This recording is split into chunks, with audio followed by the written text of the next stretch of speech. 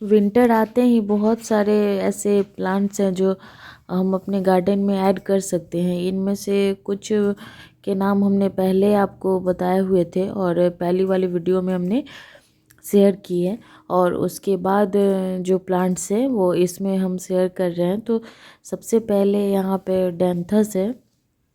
Dianthus बहुत ही अभी winter का खूबसूरत प्लांट होता है। छोटे छोटे फूल आते हैं इसमें, और इसमें बहुत सारे कलर्स आपको मिल जाएंगे। इनमें कम से कम 10 से 12 कलर आप ऐड कर सकते हैं। उसके बाद गुलदाउदी है, ये ड्रॉप वैरायटी की गुलदाउदी है। इसमें भी आपको बहुत सारे कलर्स मिल जाते हैं, जैसे yellow, white, pink, velvet colour. ये सारे बहुत सारे ऐसे कलर्स हैं जो टॉल और ड्रॉप वैरायटी दोनों में आती हैं। तो इन्हें लगाने के लिए अगर आप गमले का चुनाव करेंगे तो 10 से 12 इंच के गमले सफिशियंट होते हैं।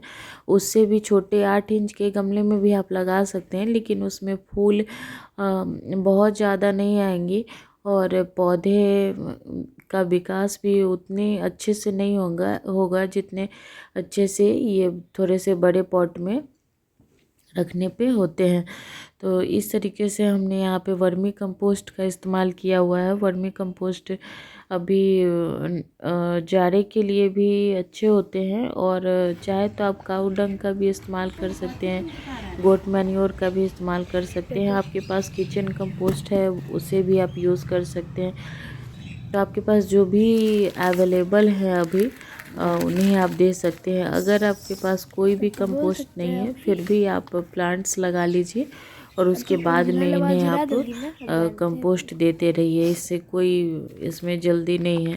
तो ये सारे ऐसे पौधे हैं जो आपको अप्रैल मई तक आसानी से फूल देते रहते हैं।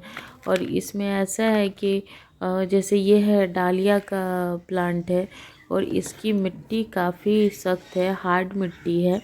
तो अगर इसमें ऐसी मिट्टी में अगर हम पौधे लगाते हैं तो बहुत ना जल्दी ग्रो करते हैं, और ना जितनी ग्रोथ इन्हें चाहिए होती है उतनी ये ग्रोथ नहीं कर पाते हैं। तो इसके लिए हम सारी मिट्टी तो नहीं हटा सकते क्योंकि अभी विंटर चल रहा है, और जड़ें अगर इनकी खुल जाएंगी तो पौधे ख़राब हो सकते हैं।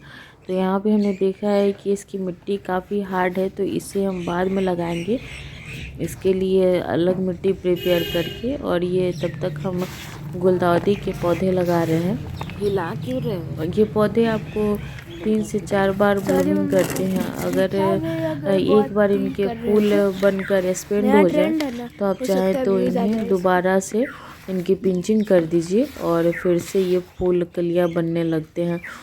और हफ्ते में कम से कम हफ्ते या 15 दिन में एक बार इन्हें आप सरसों खली का लिक्विड फर्टिलाइज़र अगर देते हैं तो ये पौधे की जड़ों को थोड़ा सा गर्म रखते हैं, जिसके कारण ये पौधे इतनी ठंड में भी सरवाइव कर पाते हैं।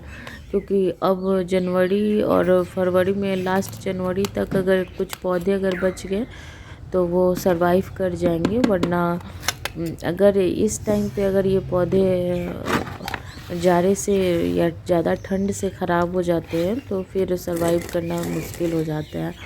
इसमें भी हम वर्मी कंपोस्ट का ही इस्तेमाल कर रहे हैं, क्योंकि वर्मी कंपोस्ट ही ज़्यादातर और किचन कंपोस्ट यूज़ करते हैं, क्योंकि हमारी तरफ काऊ डंग मैन्योर आसानी से अवेलेबल नहीं होते हैं। और वर्मी कंपोस्ट है जो ऑनलाइन भी आप ख़रीद सकते हैं, या आपके अगल बगल में कोई नर्सरी शॉप है तो वहाँ से भी आप ले सकते हैं।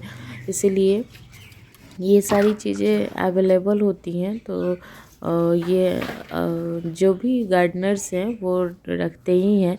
साथ ही जिन्होंने अभी अपनी गार्डनिंग शुरू की है, जिन्हें नहीं पता है, तो वर्मी कंपोस्ट अगर आप लेने जाते हैं तो थोड़ी 10 से 15 रुपए के बीच में ये केजी के रूप में मिलते हैं ये। और अगर आप तुम्हारा वो बात हमको 50 गजब लगा। kg के बैग लेते हैं तो 335 के या 400 तक मिल जाते हैं। फूक मार के स्विच ऑफ कर दिया मम्मी, तो तुम तो यहाँ बहुत पे अब शक्तिशाली हम हो यार। लगाएंगे फूक मार के स्विच ऑफ कर अगला सकती हो पौधा तो लगाएंगे। इसके लिए जितने भी इसमें कंकर वगैरह हैं इन्हें हम हटा ले रहे हैं, पर क्योंकि बिना छुए इन मम्मी सब की कुछ जितने भी बात विंटर हजम नहीं प्लांट्स हुआ। होते हैं इन उसी सब दिन की से पेट जड़ें में घुरघुर हो रही काफ़ी है। सॉफ्ट होती हैं।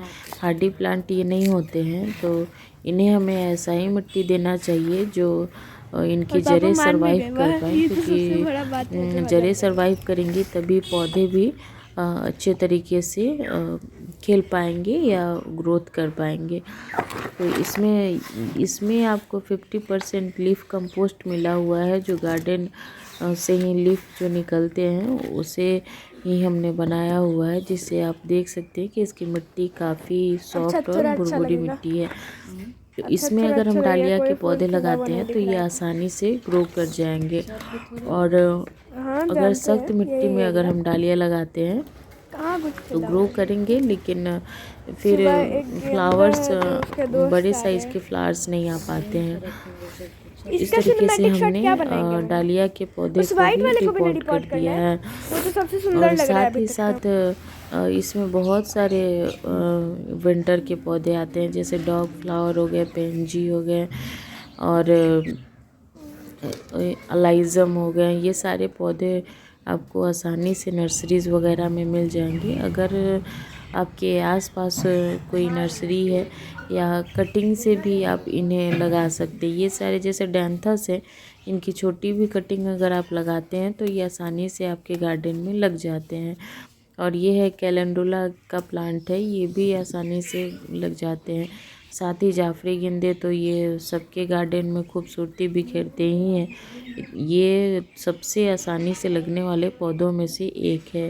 इनकी सीड्स आप स्प्रिंकल कर दीजिए और ये खुद ब खुद बहुत सारे प्लांट बनकर रेडी हो जाते हैं। क्योंकि जो भी प्लांट्स मम्मी लाती है उसका यहाँ कंपोस्ट बना देती है। क्यों? क्योंकि कुछ नए पौधे जिसके कारण हमने उसे हटा दिया है। पेड़ पे ऐसे पीले पत्ते लगे होते हैं तो अच्छे नहीं लगते देखने में। और यहाँ पे कुछ कैबेज वगैरह लगे हुए हैं, देखिए। कली फ्लावर लगे हुए हैं। ये वीडियो शेयर कर देना, भी हमने क्योंकि जो भी प्लांट्स मम्मी लाती है उसका यहाँ कंपोस्ट बना देती है। क्यों? क्योंकि कुछ नए पौधे ये सारे पौधे जो अभी जानते भी नहीं है इनको रखे हुए हैं, लेकिन आज काम बहुत ज़्यादा बढ़ गया है। इनका घर इसके लिए बसाने इस के लिए वीडियो को शक्ल देख रहे हो यहीं एंड सबकी? करते हैं।